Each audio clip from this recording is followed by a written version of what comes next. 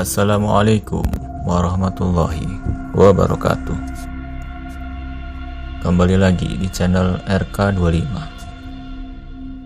Kali ini saya akan melanjutkan sebuah kisah horor hasil karya dari Riza Ramadhani dengan judul Penumpang dari Dunia Lain bagian ketiga. Dan untuk kalian yang baru menemukan channel ini, silahkan kalian tekan tombol like, komen, serta share video ini, dan juga subrek dan hidupkan lonceng notifikasinya, agar jika saya mengupload video baru, kalian bisa mendapatkan notifikasinya. Dan tidak usah lama-lama lagi, inilah ceritanya.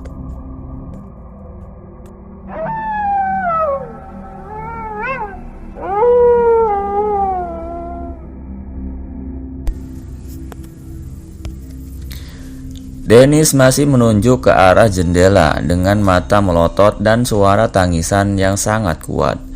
Santi, istriku, memeluknya berusaha menenangkannya. Arya, anak pertamaku, pun terbangun saking kuatnya tangisan Dennis. Aku masih melihat keluar di balik jendela, wanita dan anak lelaki itu masih melambaikan tangannya ke arah jendela kamar anak-anakku. Aku berkata dalam hati, "Kalian mau apa? Tolong jangan ganggu anakku. Jika ingin berbicara atau ada yang ingin disampaikan, sampaikanlah dengan bagus. Jangan menakuti seperti ini." Setelah aku berhenti berbicara dalam hati, mereka pun hilang, tak terlihat lagi di luar balik jendela kamar anak-anakku. Dan seketika itu pula, tangis Dennis mulai reda. Waktu ayah pulang semalam, Dennis melihat ada perempuan itu ikut turun dari motor ayah. Perempuan itu membawa bungkusan plastik di tangannya. Waktu ayah sudah masuk ke rumah, perempuan itu tetap di luar rumah menunggu ayah. Ketika pagi datang, Dennis tidak melihat perempuan itu lagi.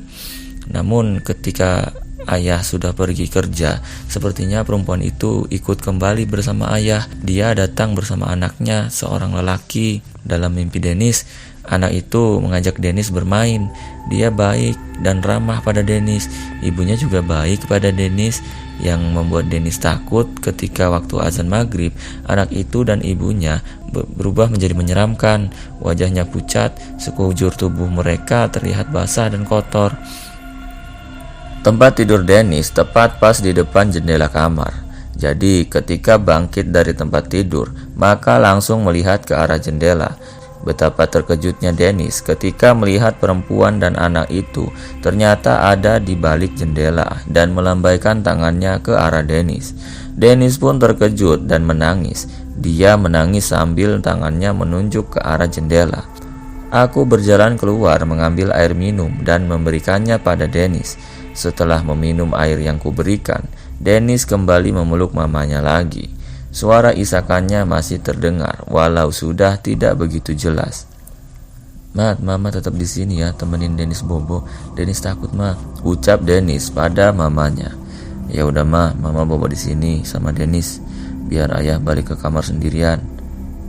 Akhirnya Dennis dan Arya tidur kembali ditemani oleh mamanya, dan aku kembali ke kamar sendiri. Ketika bangun pagi, kulihat Santi, istriku, sudah ada di dapur untuk menyiapkan sarapan untuk aku dan anak-anak. Aku menghampirinya, duduk di meja makan. "Nangis lagi tadi malam Dennis, dek?" tanyaku pada istriku. "Enggak kok, mas, sampai subuh dia tidur nyenyak. Sepertinya Dennis bisa melihat hal-hal yang aneh lagi, mas," jawab Santi, istriku. Dari Dennis usia 1 tahun, dia memang sudah berperilaku aneh. Dia sering menunjuk-nunjuk ke arah tertentu dan bermain tanpa ada yang menemani. Awalnya aku dan istriku biasa saja. Kami mikirnya karena masih bayi, mungkin memang bisa melihat hal-hal yang orang lain tidak bisa melihatnya. Sampai usia 3 tahun, Dennis masih seperti itu. Malah dia sering ngobrol sendiri dan bermain sendiri. Menurut cerita Dennis, dia bermain dengan temannya, namun kami tidak melihat siapapun. Memasuki 4 tahun, Dennis tidak pernah lagi melakukan hal-hal aneh. Dia pernah berkata, "Teman Dennis udah pergi, mah, tapi nanti entah kapan dia mau kembali." Aku mengingatkan istriku kepada kejadian kemarin malam. Aku juga bilang bahwa aku juga melihat perempuan yang dilihat oleh Dennis itu di balik jendela. Perempuan itu sama seperti yang ada di dalam ceritaku kemarin. Istriku tiba-tiba terdiam. Ia mengunci tangannya dan duduk menghampiriku. Mas, sebenarnya waktu Mas pergi wirid, aku melihat ada anak kecil sedang ikutin Mas dari belakang. Kira-kira usianya 7 tahun.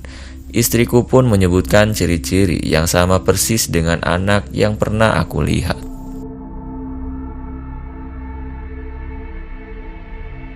Dennis sudah pulang sekolah. Ia masuk ke dalam rumah. Namun, ia tidak menemukan ibunya di dalam rumah.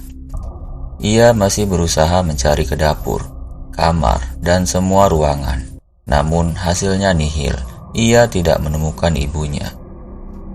Dennis pulang lebih awal hari ini karena di sekolahnya ada rapat guru-guru gabungan untuk seluruh PAUD di kecamatan di kota Dennis.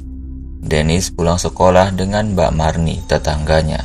Dennis menaruh tasnya dan langsung menggantung seragam sekolahnya, menggantinya dengan baju rumah.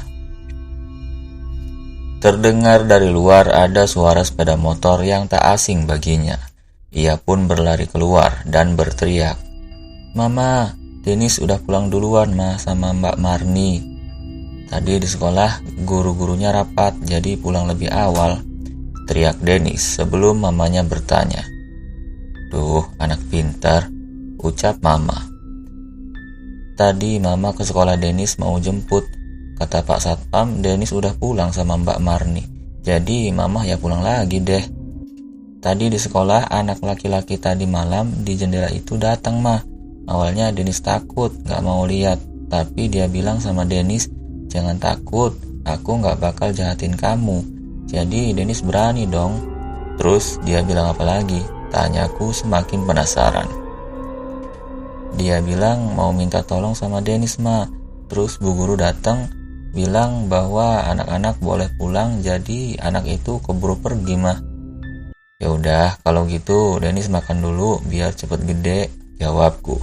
Aku semakin penasaran kenapa anak itu minta tolong. Tapi mungkin saja halusinasi Dennis. Sudahlah. Sore ini aku mendapatkan orderan makanan. Ku antar orderan itu sampai depan rumah pengorderku.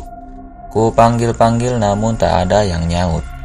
Rumah ini pun seperti rumah lama yang tak berpenghuni, layaknya di ujung gang. Tiba-tiba aku ingat sesuatu. Ini rumah perempuan yang malam itu minta antarkan ke rumah ibunya. Bulu kudukku pun terasa mulai merinding hebat. "Pak, cari siapa?" "Ini rumah kosong, mau ngapain emangnya?" sapa lelaki seumuran 25 tahun yang sedang lewat menyapaku. "Ini ada orderan makanan dari rumah ini," jawabku. "Rumah ini sudah lama kosong Pak, semenjak Mbak Ratmi dan anaknya dikabarkan meninggal 6 tahun yang lalu. Ini rumah peninggalan suaminya. Suami Mbak Ratmi sudah meninggal sejak anaknya usia 3 tahun. Setahu saya, suaminya memiliki 1 saudara tiri. Pernah mau tinggal di sini, namun cuma bertahan 1 minggu. Katanya banyak hantunya. Kalau tentang keluarga Mbak Ratmi, saya nggak pernah tahu Pak." Penuturan warga sekitar. "Oh, gitu ya Mas. Kalau seperti itu, saya pergi dulu Mas. Terima kasih infonya." Pikiranku mulai kacau. Dengan semua yang telah terjadi, kuputuskan untuk pulang ke rumah dan memakan pesanan ini bersama anak dan istriku. Dalam perjalanan, aku berpikir jika pemesan ini hantu, dari mana dia bisa membayar semua pesanan ini? Dan waktu malam itu, dia juga membayar orderan ojeknya. Aku semakin bingung dengan semuanya. Apakah dia hantu pemberi rizki? Entahlah. Mana ada hantu pembeli rizki. Sesampainya di rumah, aku disambut oleh istriku. "Loh, Mas, sudah pulang?" tanyanya. "Iya, Dek. Mas sedikit pusing, ingin istirahat." "Oh iya, ini ada makanan, kita makan dulu yuk." "Mana anak-anak? Panggil ya, biar kita makan bareng." "Wah, banyak banget ya," jawab Dennis, menghampiri dan mulai membuka satu persatu pesanan itu. Kami memakannya dengan bersama-sama. Setelah selesai makan, Dennis kembali berbicara. Mereka baik ya, kita dibeliin makanan. Mereka siapa, Dek? Jawabku. Teman baru Dennis dan ibunya yang tadi malam datang loh ya. Kan ini dari mereka. Dennis dengan santainya menjelaskan. Namun, aku dan istriku terhenyam. Aku dan istriku pun saling berpandangan sesaat. Aku menelan salivaku yang terasa agak susah hingga aku pun tersedak. Dennis tahu dari mana kalau ini orderan dari perempuan yang tadi malam? Tanyaku yang semakin penasaran. Tadi waktu ayah pulang, anak itu kan ikut ayah di belakang. Dia duduk. Dennis tetap menjawab dengan santai dan memasukkan makanan ke mulutnya tanpa berhenti. Kalau sedang makan itu tidak boleh banyak bicara. Setelah makan baru boleh bicara. Ayo makan dulu. Setelah siap makan baru lanjut bicara lagi, kata istriku memecah ketakutanku. Akhirnya kami pun selesai makan dan beralih duduk di depan TV. Istriku membereskan meja makan bekas makanan yang berserak di meja makan tadi. Aku mendekati Dennis mencoba menggali informasi yang ia ketahui tentang perempuan dan anak lelaki itu. Dennis tidak takut lagi dengan anak itu? Tanyaku kepada Dennis. Enggak ya, sekarang Dennis udah berteman sama anak itu. Anak lelaki itu namanya Yogi dan ibunya namanya Ratmi. Jawab Dennis santai sambil santap asik matanya mengarah ke arah TV. Dek, aku terdiam sesaat. Rasanya dadaku sedikit sesak mendengar penuturan Dennis anakku. Mengapa nama perempuan itu sama persis dengan penuturan warga yang bertemu aku tadi? Perasaan bingung dan penasaran berkecamuk di dalam hati. Mau apa sebenarnya perempuan itu? Jika mereka makhluk tak kasat mata, mengapa baik? Bukankah pada umumnya makhluk seperti mereka selalu terkesan mengganggu, bahkan ada yang sampai ingin menyelakai? Tiba-tiba kepalaku menjadi pusing memikirkan semua ini. Istriku yang ternyata sadari tadi ada di belakangku dan Dennis mendengarkan percakapan kami, menghampiriku dan berkata, Dennis bilang mereka mau minta tolong, Mas. Minta tolong? Tanyaku. Santi istriku menjawab dengan menganggukkan kepalanya. Ma, sebenarnya makanan tadi ada yang order, tapi Mas nggak tahu siapa. Waktu Mas antar ke alamat yang dituju, ternyata itu rumah perempuan yang Mas pernah cerita kemarin, Ma. Dan yang paling membuat Mas mengejutkan adalah ketika Dennis tahu nama perempuan itu Ratmi nama perempuan itu, Ma. Tadi waktu Mas coba manggil-manggil dan tak ada jawaban dari rumah itu. Tak sengaja kebetulan ada warga komplek itu menjelaskan bahwa rumah itu sudah lama kosong dan nama pemiliknya adalah Ratmi. Langsung rasa merinding menyelimuti kami. Nanti setelah maghrib berjamaah, kita sebaiknya memberikan doa kepada Ratmi dan anaknya, Mas. Tegas istriku. Mana tahu setelah itu dia dan anaknya tidak mengganggu kita lagi. Ya, walaupun mereka selalu memberi rezeki kepada kita, bukan menakut-nakuti atau mencelakai. Iya, Mah, jawabku. Setelah makan malam, anak sulungku mengerjakan tugas sekolah, sedangkan Dennis si bungsu sedang belajar bersama istriku. Aku yang sedang nonton TV dan menikmati secangkir kopi buatan istriku dikejutkan dengan suara ketukan pintu. Tok, tok, tok. Aku bangkit dari dudukku dan berjalan menuju arah pintu. Namun sesampainya di depan pintu, aku tak menemukan apapun di sana. Kuputuskan untuk kembali ke tempat dudukku dan untuk menikmati kopi kesukaanku. Ketika aku berbalik hendak masuk, betapa mengejutkannya aku melihat Ratmi dan anaknya yang sedang tersenyum kepadaku dengan wajah pucat, pasih, dan sekujur tubuh yang sedang basah dan kotor. Saking basahnya, air yang ada di tubuh mereka menetes hingga ke lantai. Aku bergegas masuk ke dalam rumah. Sebelum masuk, tak lupa ku tutup pintu rumahku. Dennis yang baru saja selesai belajar dan mulai membereskan alat-alat tulis dan bukunya, seraya berkata kepadaku, Ayah, Mbak Ratmi dan Yogi mau berterima kasih sama kita karena tadi kita udah doain mereka. Ucapnya dengan santai sambil tetap berkutik dengan alat belajarnya. Aku bergegas masuk ke dalam rumah. Waktu menunjukkan pukul 21.45 waktu Indonesia Barat. Dennis yang telah selesai mengemas peralatan belajarnya berjalan menuju kamar untuk segera tidur. Setelah memastikan Dennis tidur, istriku menghampiriku dan duduk di samping tempat dudukku. Seraya ia berkata, "Mas, sepertinya penglihatan Dennis sudah kembali." Aku pun menjawab dan menganggukkan kepala. Mas bingung deh harus gimana. Jika memang benar apa yang dia bilang oleh Dennis, bahwa Ratmi dan anaknya mau minta tolong, lantas apa yang harus kita lakukan? Sebenarnya mereka tidak terlalu mengganggu kita, malah Ratmi terkesan telah menolong kita. Mas nggak tahu harus gimana deh. Ya udahlah Mas, kita jalanin aja. Adek yakin suatu hari nanti pasti semua teka-teki ini akan terjawab. Yaudah kita tidur ya Mas, sudah malam. Aku dan istriku beranjak dari tempat duduk dan berjalan menuju kamar untuk segera tidur. Sayup-sayup ku dengar lantunan ayat-ayat suci Al-Quran dari luar rumah menandakan waktu subuh sebentar lagi akan datang. Aku beranjak dari tempat tidur menuju kamar mandi. Ketika melewati kamar anak-anak, tak lupa ku intip mereka. Karena mereka masih pada tidur, ku lanjutkan jalan menuju kamar mandi. Di dapur kulihat istriku sedang masak sarapan. Harumnya semerbak memenuhi ruangan dapur ini. Aku membuka kamar mandi dan masuk ke dalamnya untuk melaksanakan mandi. Mandi pun telah selesai. Aku mempersiapkan diri untuk pergi ke masjid menjalankan sholat subuh berjamaah di masjid. Tak lupa pula aku berpamitan dengan istriku tercinta. Kebetulan hari ini hari Jumat. Ada kajian rutin setelah subuh di masjid. Aku pulang ke rumah setelah matahari sudah hampir terang. Di rumah anak-anak sedang sarapan ditemani oleh istriku. Aku menghampiri mereka dan ikut menikmati sarapan yang telah disajikan oleh istriku di atas meja. 10 menit berlalu, sarapan pun telah selesai. Aku bersiap-siap untuk mengantarkan anak-anakku sekolah seperti biasanya. Setelah memastikan mereka sampai sekolah dengan selamat, barulah aku mulai pekerjaanku. Hari ini matahari lebih terik dari biasanya. Pukul 9.30 kuputuskan untuk menjemput anak sulungku ke sekolah. Kebetulan belum ada orderan, jadi kusempatkan untuk menjemput anakku. Sesampainya di sekolah, ternyata anakku sudah tidak ada di sekolah. Maka kuputuskan untuk kembali bekerja.